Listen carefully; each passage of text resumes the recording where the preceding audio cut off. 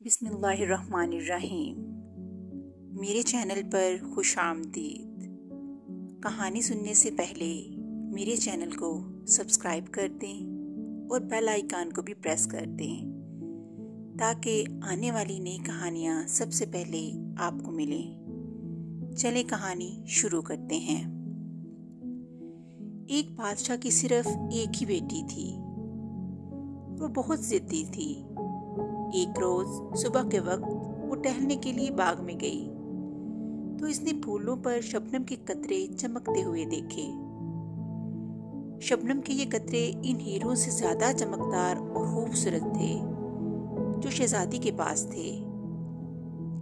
शहजादी सीधी महल में वापस आई और बादशाह से कहने लगी, अब्बा हजूर, मुझे शबनम का एक ताज बनवा के दें। जब तक मुझे ताज नहीं मिलेगा मैं न खाऊंगी न पीऊंगी। ये कहकर शहजादी ने अपना कमरा बंद कर लिया और चादर ओढ़कर पलंग पर लेट गई। बादशाह जानता था कि शबनम के कतरों से ताज नहीं बनवाया जा सकता। फिर भी इसने शहजादी की जिद पूरी करने के लिए शहर के तमाम सुनारों को बुलाया और इनसे कहा कि 3 दिन के अंदर अंदर शबनम के कतरों का ताज बनाकर पेश कर दो, वरना तुम्हें सख्त सजा दी जाएगी। बेचारे सुनार हैरान और परेशान थे कि शबनम का ताज किस तरह बनाएं। इन सुनारों में से एक बूढ़ा सुनार बहुत ही अक्लमंद था। सोचते सोचते इसके दिमाग में एक तरकीब आई।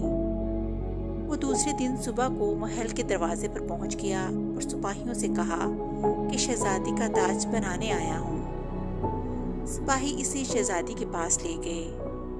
बूढ़े सुनार ने शहजादी को झुककर सलाम किया और बोला, मैं आपका ताज बनाने के लिए आया हूँ, लेकिन मेरी एक छोटी सी दरखास्त है।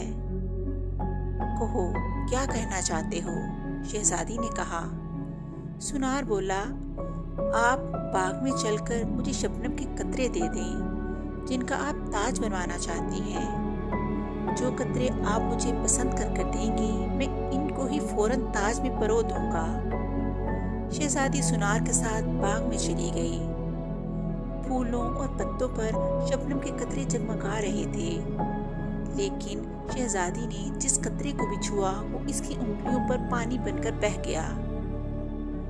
तब शहजादी को भी यकीन हो गया कि शबनम के कतरों का ताज नहीं बन सकता।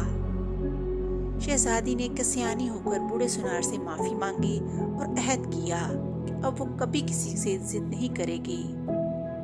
और इस तरह कहानी का अख्ताम हो गया।